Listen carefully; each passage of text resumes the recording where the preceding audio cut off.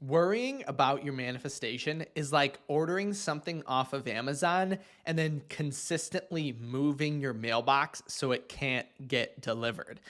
And this is actually a concept I came up with during a coaching session because I cannot tell you how many times individuals are doing everything right, but actively evading their manifestation. And I know that sounds strange, and you're probably thinking right now, no way. No way that that could be me. There's no way that I could be avoiding or evading my manifestation. I want my specific person. So why would I be evading them? But it all has to do with the actions that we're taking on a day to day basis. And again, so think about this a little deeper.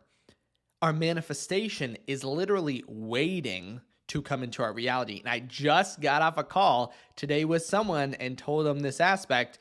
Your manifestation is waiting to come into your reality as soon as we just open the door. But we have the door closed sometimes because we think, what if it doesn't work out? What if this? What if that? Right? We have all these what ifs that, again, may not even be conscious to you right now. But worrying is exactly like ordering off of Amazon, because that's what manifestation is, really. Order whatever you want. Your reality is going to give it to you. 2-day express delivery, whatever you want. But moving our mailbox. And I know, again, this sounds crazy. And I want to actually push into this perspective because I mentioned how we are only doing things that are pushing us away from this. And right now you may be thinking, okay, but Kyle, then what am I doing that is pushing me away from my manifestation? And I actually want to utilize a quote that's going to help with that. And here it is. I got it written over here. Perfection is achieved not when there is nothing else to add, but when there is nothing left to take away. Just sit in this quote for just a moment. I'll say it again. Perfection is achieved not when there is nothing else to add, but when there is nothing left to take away. So this is how most of the time we approach our manifestation. We think we need to add a bunch of stuff, right? What else can I do? What belief can I take in? What actions can I take? How do I make my specific person like me, right? All of those are additions. But actually, if you think about someone who has perfected anything in our reality, they actually don't do a lot of things. They do very minute things very well. And so think about maybe a guitarist, I don't know. All of their movements are precise. There's no movement added. Well, they add movements in, but it's more about getting rid of the false movements that make someone good to great or amazing and spectacular. And the reason, again, you still are probably thinking, but Kyle, what does this have to do with manifesting a specific person? So with this quote, it's not that you need to add beliefs, that you need to add a bunch of stuff. Now, I will say during the process, there will be a time in which we add all of these things, but it's more about what are we doing that's taking us out of the state as compared to anything else. And I've helped people manifest on this sole idea of not doing anything extra, not changing anything, but just stopping things that were taking them out of the state. Because we can accidentally get into the habit of performing actions, thinking beliefs, having thoughts of our previous state. And what does that do? That's only going to keep us in that previous state. So any action, and this goes into a concept called priming, and that concept is not a new one on our channel. And I'll give you a little research idea that has to do with this that I think is going to help ingrain how small things are having massive, massive impacts on you, and you don't even realize it. So that small time when you're like, oh, I'll just check their social media a little bit, or I'll just look at this, look at that. I'll just think about the third party for just a moment. That's having more of an impact than you can imagine.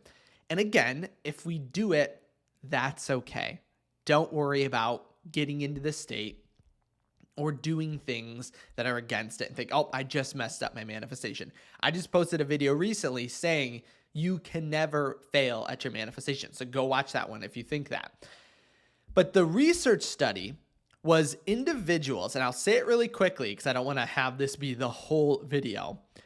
Basically, there was a research group that wanted to see how much temperature would affect people's ability to donate to charity. So if you know this research study better than I do, I may say some things incorrectly, but the gist of it is all there. So the trick is, what they did was they had someone have a clipboard and go around asking people if they would like to donate to whatever charity was on there. And they would be holding either a hot cup of coffee or a cold cup of coffee.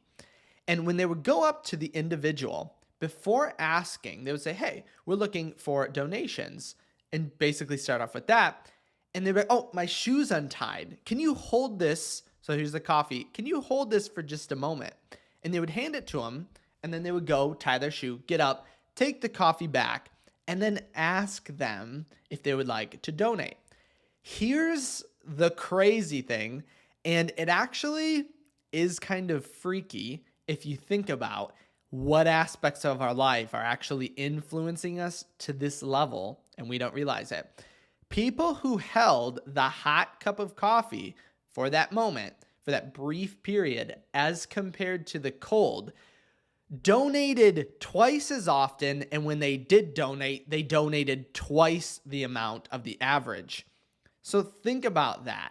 Think about obviously, charities are going to start handing out free coffee at all of their donation, like seminar things. But think about how it kind of has this influence of your reality, your environment has much more of an effect on us than we think. Okay? So remember that. And so again, by not allowing anything, or by more or less, back to that original idea, worrying, fearing, not changing these things, continuously acting in our previous state is again like us specifically ordering off Amazon and then changing our mailbox. Because think of the hot and cold cup of coffee. In that way, and this is the correct way. I think it's just reversed on the screen if you guys are wondering. That's okay. Look at you guys like my coffee cup? Got it. For my got it from Target if you guys were. Okay. Anyway. Perfection, again, is not about when there's nothing else to add, but nothing left to take away. So what parts of our life are this hot cup of coffee or this cold cup of coffee? Okay? What things, and it makes me, when I learn this, I'm looking around like, is this cup of coffee influencing me? Like, it is hot, so it is influencing me. But you look at other things and you're like, what else is potentially not putting me into the state? And I don't even realize it, right? Like maybe like a messy desk or a messy house, things like that can end up having your mind get like scrambled towards any sort of outcome. But obviously that's besides the point. But we want to look at every single aspect. And this is actually something I included in my How to Manifest Love by Any Date 7-part workshop.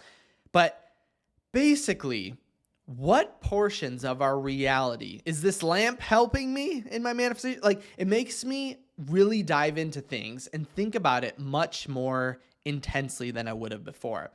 Because there's this aspect of like people with addiction too, and that's been heavily researched when it comes to environments. So think of someone, and hopefully whoever you're thinking of is cured of their affliction of addiction. But think of someone who might be addicted to something, and then they're sent off to like a rehabilitation center, okay? and everything goes great, right? Most of the time, well, I don't know. I actually don't know the stats, but I would say most of the time it works, right? And someone could go to a rehabilitation center and feel fantastic.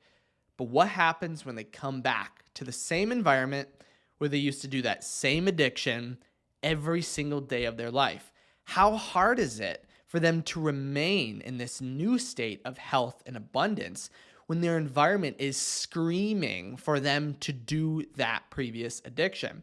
So, when it comes to manifesting, now we're relating it to manifesting our specific person. Doing this and having these small things, again, that remind you of your previous state in your reality is like you attempting to manifest your specific person with like 1,000-pound backpack on your back, right? And we're thinking, what, of course you're not getting the results you want. Your whole environment is working against you. And it's because it's only because it's working on your beliefs and your assumptions of putting you into that state. Now, will I say, can you totally overcome your environment no matter what? Yes. There are people who manifest, I think Neville Goddard talks about it, was wrongfully imprisoned in Germany, manifested out of it, manifested to LA. And that their whole environment was against that idea, but they imagined it and they got it. So of course you can overcome your environment. But if we have control over our environment and what's around us, why wouldn't we use it to help us get into the state and manifest 1,000,000 times faster? So just something to remember. I want to, again, say, worrying, not doing this is like ordering off Amazon and trying to move your mailbox away. Because I guarantee you, your specific person, again, I just got off the phone call with someone who's living this, and it happens almost every single day. Your specific person is begging to come into your reality. We're just not letting them. So how can we let ourselves get into that state a little bit better? So hopefully you guys like this idea. If you did have any questions on it, leave them in the comments section below. Remember, you can also reach out to me on my website at kyleaugustcoaching.com. If you did want to send me a personal question, again, I want to hear all about your manifestations. Hopefully you guys are having an absolutely fantastic holiday season. And I can't wait to see you in the next video tomorrow.